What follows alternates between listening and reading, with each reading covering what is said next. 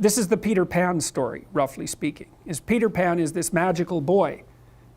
Pan is the god of everything, roughly speaking, right? And so it's not an accident that he has the name Pan. And he's the boy that won't grow up. And he's magical. Well, that's because children are magical. They can be anything. They're nothing but potential. And Peter Pan doesn't want to give that up. Why? Well, he's got some adults around him, but the main adult is Captain Hook. Well, who the hell wants to grow up to be Captain Hook? First of all, you've got a hook. Second, you're a tyrant. And third, you're chased by the dragon of chaos with a clock in its stomach, right? The crocodile. It's already got a piece of you. Well, that's what happens when you get older. Time has already got a piece of you. And eventually, it's got a taste for you. And eventually, it's going to eat you. And so Hook is so traumatized by that he can't help but be a tyrant. And then Peter Pan looks at traumatized Hook and says, well, no, I'm not sacrificing my childhood for that. And so, but the dichotomy that you're talking about is very tricky, because there's a sacrificial element in maturation, right? You have to sacrifice the pluripotentiality of childhood for the actuality of a frame. And the question is, well, why would you do that? Well, one reason is it happens to you whether you do it or not. You can either choose your damn limitation, or you can let it take you unaware when you're 30, or even worse, when you're 40. And then that is not a happy day. And I see people like this, and I think it's more and more common in our culture, because people can put off maturity without suffering an immediate penalty. But all that happens is the penalty accrues, and then when it finally hits, it just wallops you. Because when you're 25, you can be an idiot. It's no problem.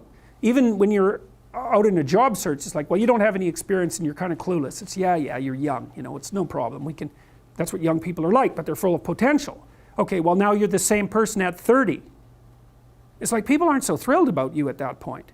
It's like, what the hell have you been doing for the last 10 years? Well, I'm just as clueless as I was when I was 22. It's, yeah, but you're not 22. You're an old infant, right? And that's an ugly thing, an old infant. So part of the reason you choose your damn sacrifice, because the sacrifice is inevitable, but at least you get to choose it. And then there's something that's even more complex than that in some sense, is that the problem with being a child is that all you are is potential, and it's really low resolution. You could be anything, but you're not anything. So then you go and you adopt an apprenticeship, roughly speaking, and then at least you become something. And when you're something, that makes the world open up to you again. Like if you're a really good plumber, then you end up being far more than a plumber, right? You end up being a good employer. Not that plumbers, I'm not putting plumbers down. It's like more power to plumbers. They've saved more lives than doctors. So, hygiene, right? So, if you're a really good plumber, well, then you have some employees, you run a business, you train some other people, you enlarge their lives, you're kind of a pillar of the community, you have your family.